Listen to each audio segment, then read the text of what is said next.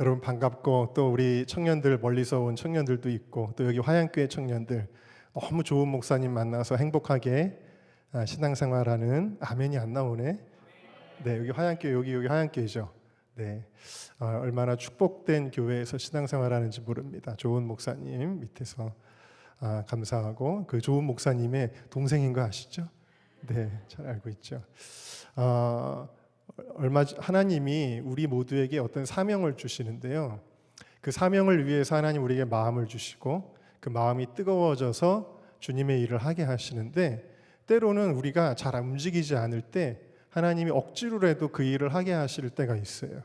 제가 하나님께서 대한민국의 예배를 세우라는 비전을 주셔서 한 15년 정도, 금년이면 이제 15년째예요. 홀리위크라고 하는 매년 가을에는 굉장히 큰 행사를 했었고, 제가 정말 이 비전에 미쳐서 정말 미친 듯이 사역을 했었습니다. 제가 10년 동안 담임 목회하면서 10년 동안 휴가를 간 적이 한 번도 없었고, 10년째에 겨우 성지순례 한번 다녀오면서 그다음부터 이제 조금 쉼이 있었지만, 정말 미친 듯이 우리 함께하는 청년들은 맨날 저한테 이렇게 물었죠. 목사님, 저희는 월요일에도 교회 가고, 화요일에도 교회 가고, 수요일에도 가고, 목요일, 저희는 교회를 언제 안 가죠? 이렇게 물었습니다. 그러면 교회를 매일 부르는 걸로 끝나느냐? 밤에도 항상 불렀어요. 그래서 제가 옛날에 전도사 때는 별명이 야밤 전도사였어요. 그 정도로 화양교회 청년들 열심히 한다고 알고 있고, 우리 청년들도 열심히 하지만, 그때 당시에 저랑 함께 하던 청년들은 정말 미친 듯이 했습니다. 그런데 요즘에 코로나를 겪으면서, 또 제 개인적으로 또 목회적인 상황에서 이런 나라와 민족을 위한 사명을 감당하기가 좀 버거운 그런 이제 상황 가운데 있었는데, 금년에 홀리위크를 못할 것 같다라는 생각을 좀 했었습니다. 근데 저랑 동역하는 어느 목사님이 그 따내기 힘든 서울광장, 이번에 CCC하고 또 감리교회 그 대형교회 몇 교회하고 힘을 합쳐서 큰 청년대회를 하겠다고 서울광장을 따내려고 했는데 다 떨어졌어요. 다 떨어졌는데 그 일을 맡아서 추진하던 목사님이 그게 다 떨어져가지고 그 서울시 총무과에 계신 분이 얼마 전에 전화가 왔다는 거예요. 목사님, 자꾸 노를 해서 미안합니다. 죄송합니다. 그런데 목사님, 마라톤 대회가 10월 9일에 있는데 그 마라톤 대회 오후부터는 쓸 수 있어요. 그래가지고 그거를 따내가지고 주셨는데, 그 목사님이 CCC에 얘기를 안 하고 또 저한테 전화를 주셨어요. 목사님, 홀리위크 하시죠? 아니, 나 홀리위크를 지금 금년에는 좀 쉬어야 되겠다 드디어 그러고 있는데, 홀리위크 하시죠? 그래서 서울광장 아예 따가지고 저한테 왔는데, 제 마음이 되게 어려웠습니다. 왜냐하면 이게 지지난주에 있었던 일인데 이제 겨우 한 달 남았는데, 보통 5월 달부터 홀리위크를 준비했잖아요. 그런데 한 달 남았는데 지금 너무 우리 조직도 잘 돌아가지가 않고, 중요한 건 이제 재정적으로 또 굉장히 많은 비용이 필요한데, 어디서 갑자기 후원해 줄 데는 없고, 화양교회에서 해줄래나? 하여튼 상상해 주셔요. 제일 많이 해주십니다. 그런데 그거보다 더 큰 문제가 있었어요. 그게 뭐냐면, 정말 주님을 위하여 미친 듯이, 근데 그 미칠 수 있었다는 거는 되게 행복했기 때문이에요. 너무 주님 사랑하면 행복해서 남녀가 미친 듯이 밤새도록 통화하는 그런 미친 짓을 하고, 다음날 출근해가지고 해롱해롱하면서도 싱글벙글 하듯이 주님을 사랑하는 마음이 정말 뜨거우면 미친 듯이 하는데 너무 즐거운 거잖아요.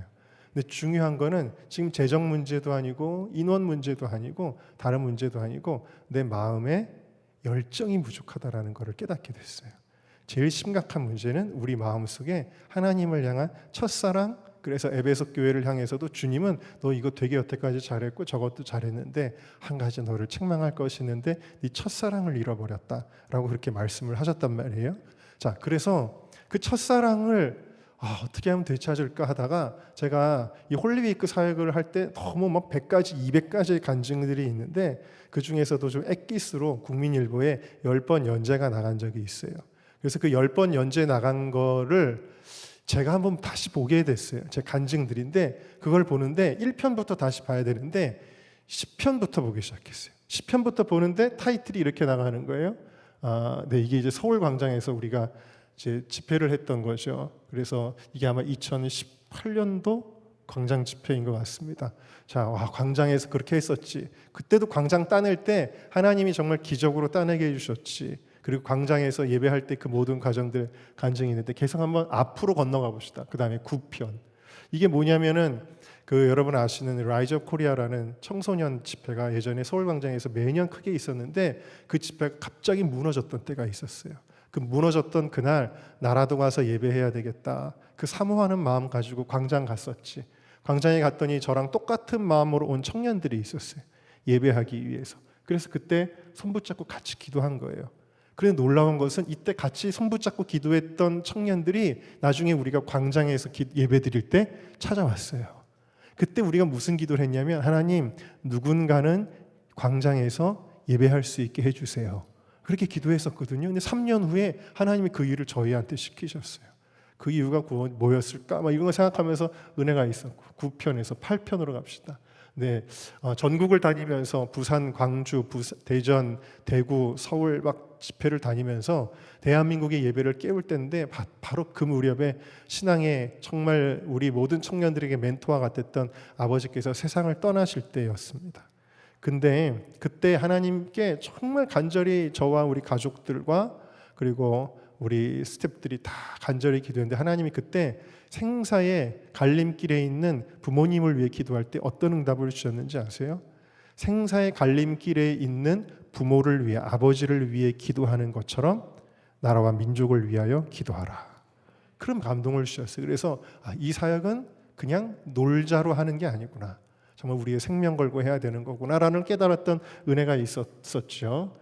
네, 이거는 이제 부산에서 집회할 때 모습인데 하나님께서 대한민국의 예배를 회복시키라는 비전을 주시면서 이게 서울에서만 예배드리면 안 되고 전국에서 예배드려야 된다라는 감동을 주시고 그럼 제일 큰 도시가 부산이구나. 근데 부산에 연고가 아무도 없을 때 부산에서 집회하기 위해서 부산 성시황 운동본부라는 데서 그거를 밀어줘야만 집회를 할 수 있었는데 그 성시황 운동본부의 협력을 받아낸다는 거는 정말 하늘의 별 따기와 같았어요.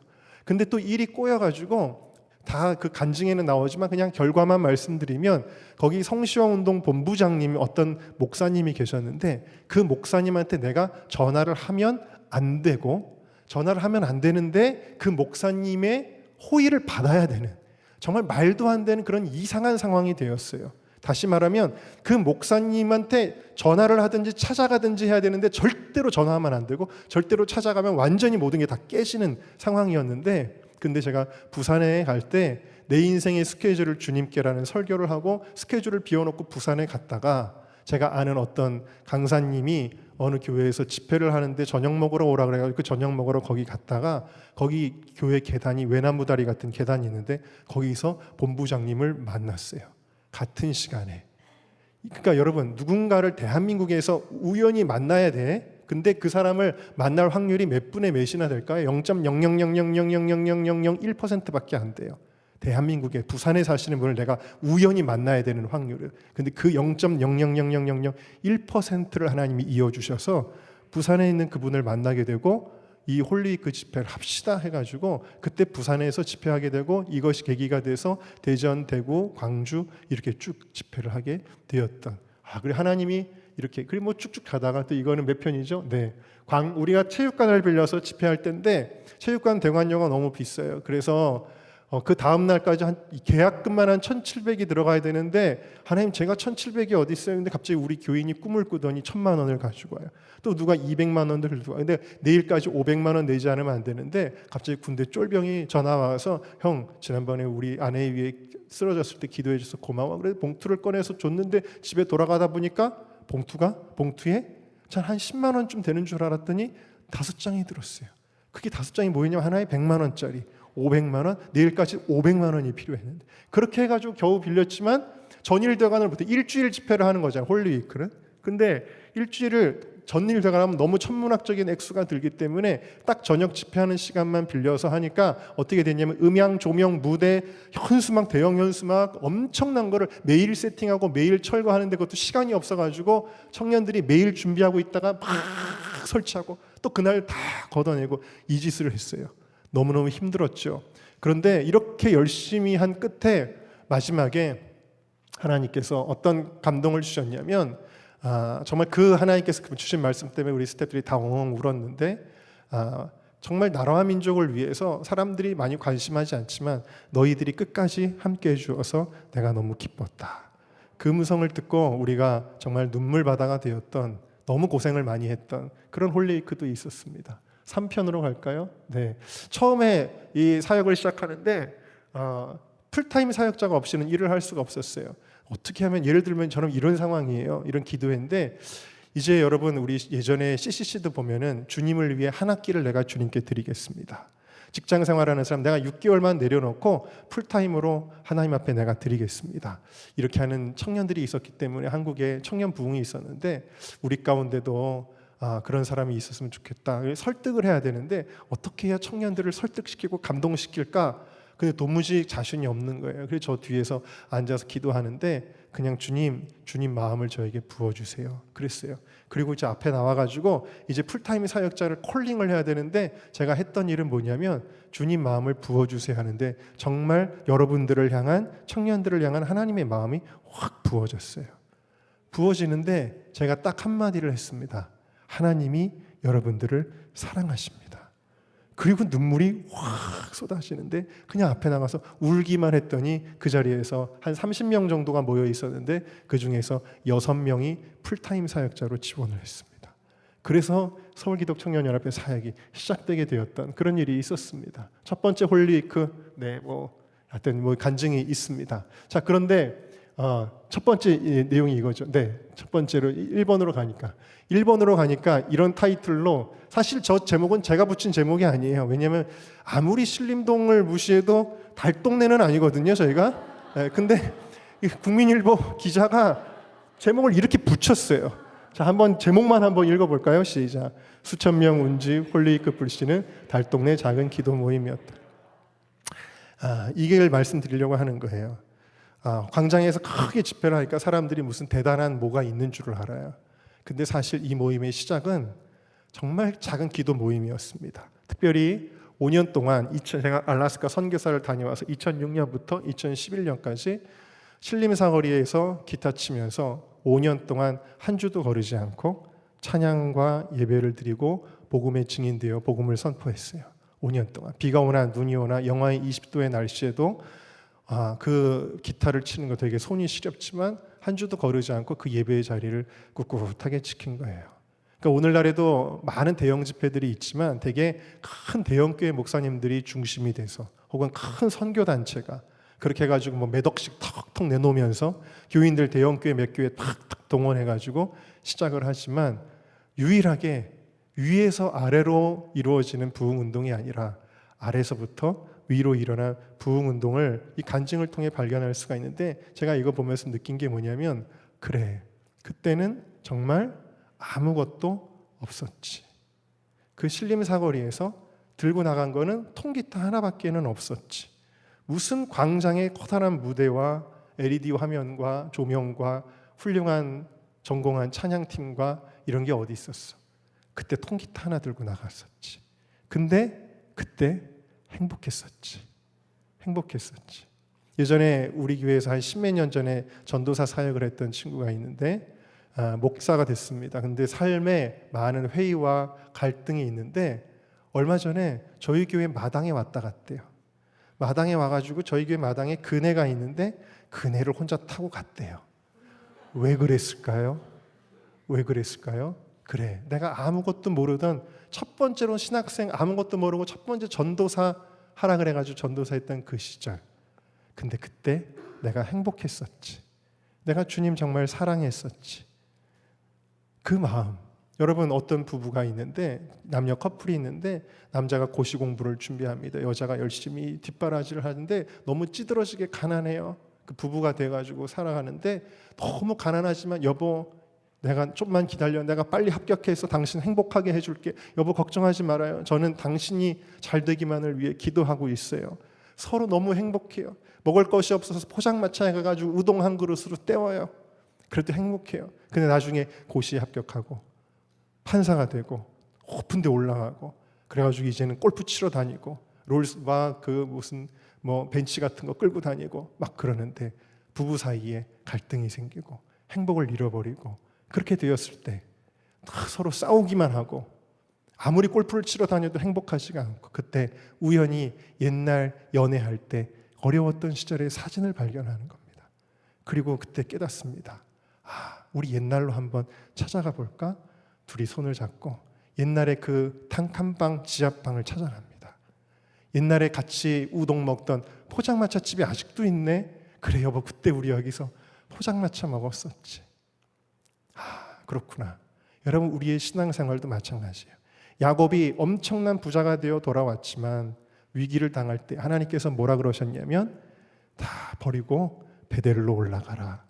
내가 처음에 너 형 에서에게 쫓겨나갈 때 돌베개 베고 자던 너를 만나 주었던 그 자리에서 내가 너를 다시 만나기를 원한다 라고 주님 말씀하시는 것이죠. 홀리위크 사역? 이거를 예배로 드린다 그러면 마음에 부담이 없어요.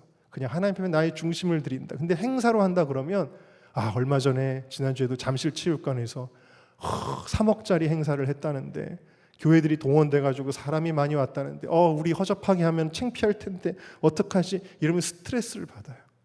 근데 아무것도 없던 시절 그냥 예배하는 통기타 들고 예배하던 그 마음으로 돌아가면 부담될 게 없어요. 행복할 수 있어요. 그래서 하나님께서 이번에 홀리위크를 준비하면서 한 달 남았지만 주시는 마음은 begin again. 다시 시작하자. 처음부터 다시 시작하자. 하나님, 처음 그 마음을 내 안에 다시 한번 회복시켜 주시옵소서. 그래서 옛날에는 막 캠퍼스 동서대학교, 막 충남대학교 다 대학교 빌려가지고 우리가 지방에서 집회하고 그랬는데 이번에 간단하게 하기로 했습니다. 그러나 중심을 담아서 축복하면서 우리 워시퍼스 찬양팀이 버스킹 예배팀으로, 그리고 아직 찬양전도사한테 못 들었지. 오늘 새벽에 결정했어요.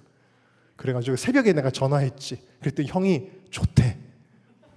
그래가지고 우리 교회 버스에다가 다 때려 싣고, 그래서 광주, 부산, 울산, 또 대구, 대전, 인천 이렇게 찍고 버스킹하면서 예배를 드리면서 그 땅을 축복하면서 올라오자. 그리고 마지막에 서울 광장에서 돈 되는 대로, 돈이 되면은 무대도 하고 LED도 하고, 돈이 안 되면 바닥에서 그냥 기타만 치고라도 예배드리자. 왜?